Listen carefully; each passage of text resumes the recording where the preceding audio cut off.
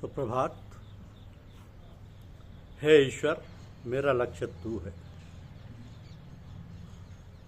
यह हमारी आज की आध्यात्मिक चर्चा का विषय। हे ईश्वर, मेरा लक्ष्य तू है। सभी कहते हैं कि जीवन क्षणभंगुर है, किंतु क्या सचमुच इस बात पर कोई अमल भी करता है? हमारा सोचना विचारना तो ऐसा है कि मानो हम कभी मरेंगे ही नहीं। ये कोई नहीं जानता कि जो सांस अंदर जा रही है वो बाहर आएगी कि नहीं। इसलिए हमें चाहिए कि कोई सांस भी उसकी याद से खाली ना रहे, हर सांस उसकी याद में आए जाए। इसके लिए हमें सतत जागरूक रहना चाहिए, तभी ऐसा हो पाएगा। रामायण में कहा गया कि कोट कोट मुनि जतन कराही, अंत राम कही आवत नाई। कोट कोट मुनि जतन कराही, अंत राम कही आवत नाही। ये तो जब से संसार बना तब से ऋषि मुनि और महात्मा लोग बराबर प्रयत्न करते रहे और लोगों को उपदेश देते रहे कि हम अपने जीवन को इस प्रकार ढालें और ऐसा रहन सहन बनाएं कि एक क्षण के लिए भी उसकी याद से गाफिल ना रहें। किसी ने कहा कि गाफिल तुझे घड़ियाल करता है ये मुनादी,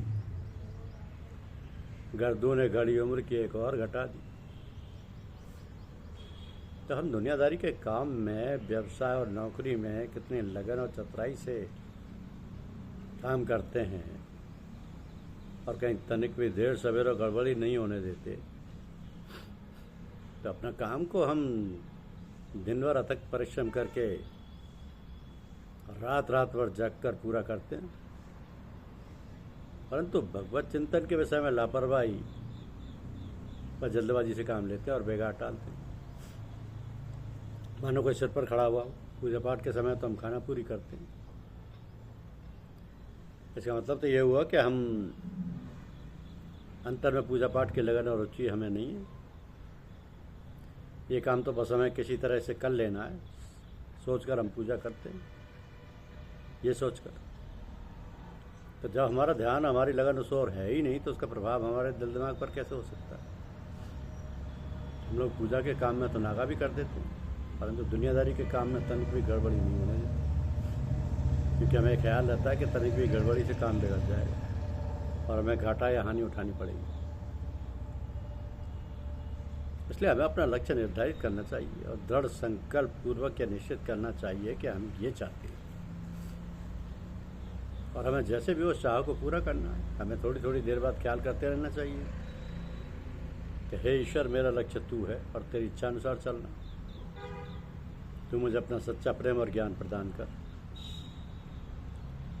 इस प्रकार स्मरण करते रहने से हमारी लगन बनी रहती है और इसके सिवाय हमको गुरु द्वारा पथ प्रदर्शक जो बतलाया गया है, गुरु या पथ प्रदर्शक द्वारा, उस पर अभ्यास करते रहना चाहिए। गुरु से सदैव संपर्क बनाए रखो, उसकी हर बात की जानकारी उनको देते रहो। उनकी आज्ञानुसार सब काम करते हुए अपनी दिनचर्या बनानी चाहिए। जो काम दृढ़ निश्चयपूर्वक लगन से और समय की पाबंदी करते हुए बिना बीच में रुकावट डाले हुए किया जाता है, वो पूरा हो जाता है, वो पूरा हो ही जाता है।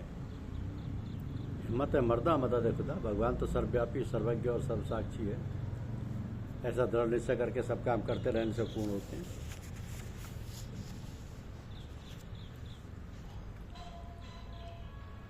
हमें देखें कि कितनी सांसें परमपिता परमात्मा की याद में व्यतीत होती हैं और कितने सांसारिक कार्य व्यापार में, निद्रा में किसी को 6 तो किसी को 7-8 घंटे तक बीत जाते हैं और शेष अन्य कामकाज में व्यतीत होते हैं। लेकिन हम गिनती नहीं करते कि भगवत भजन में कितना समय लगाते हैं। तो जो भी समय परमात्मा की याद में बीतता है, वही वास्तव में हमारी कमाई है और यही कमाई हमारे अंत समय काम आती है, जिससे हमारे जीवन का भविष्य निर्माण होता है। कहते हैं ना, अंतमति सो गति। इसलिए हम लोगों से कहा करते हैं कि अपने सब काम काज करते हुए भगवान की याद से खाली ना रहें, और यही समझें कि हम जो कुछ कर रहे हैं वो सब भगवान का काम है और भगवान के लिए कर रहे हैं। तो फिर सारा काम भगवान का काम हो जाता है, और तब भगवान ही सारे कार्यकलापों के जिम्मेदार बन जाते हैं। हमने जो कुछ किया अपने लिए नहीं, भगवान के लिए किया, तब पर हमारा उससे कुछ लेना देना नहीं रहता। इस प्रकार का व्यवहार और विचार सरल है, किंतु अभ्यास करने से होता है, और इस सबसे सफलतम प्रयास और प्रयोग है। जीवन बिताने की एक कला बहुत फलदायी है, जो सभी लोग पढ़े बेपढ़े कर सकते हैं। हाँ, थोड़ा परिश्रम इसमें है, किंतु बहुत सरल है। 100 वर्ष बीत जाने के बाद नए वर्ष के आरंभ में हम ये प्रयास और प्रयत्न बड़े मनोयोग और तत्परता से करना चाहिए। ये ना सोचे कि फिर कर लेंगे। जो लोग ऐसा सोचते हुए कभी सफल नहीं होते, टाल मटोल करते हैं। कोई पता नहीं कि सांस आना कब बंद हो जाए, इसलिए हर सांस को व्यर्थ ना जाने दें और मालिक की याद करते रहें। माला में 108 दाने होते हैं, तो यदि हम 200 माला रोज फैल लें तो 21,600 हो जाते हैं, अर्थात एक सांस में एक नाम। किंतु इससे भी सरल है कि जब हम काम करें तो भगवान से प्रार्थना करें कि ये कार्य जो हम करने जा रहे हैं तेरा है, और बीच बीच में भी ऐसा विचार करते रहें। जब तक काम समाप्त करें तो भगवान का स्मरण करके उसे समर्पण करें कि प्रभु तेरा काम मैंने किया, तू जाने और तेरा काम, और इस प्रकार बस निर्द्वंद हो जाए। फिर उसका जो भी फल होगा वो ईश्वर का इच्छा पर है,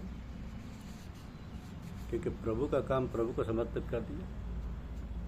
अब परिणाम की चिंता वाली कोई बात ही नहीं। प्रभु की जो की इच्छा होगी वो उसका परिणाम होगा, क्योंकि हमारा लक्ष्य परिणाम नहीं है। हमारा लक्ष्य क्या है? हे ईश्वर, मेरा लक्ष्य तू है और तेरी इच्छा अनुसार चलना। तू मुझे अपना सच्चा प्रेम और ज्ञान प्रदान कर। धन्यवाद।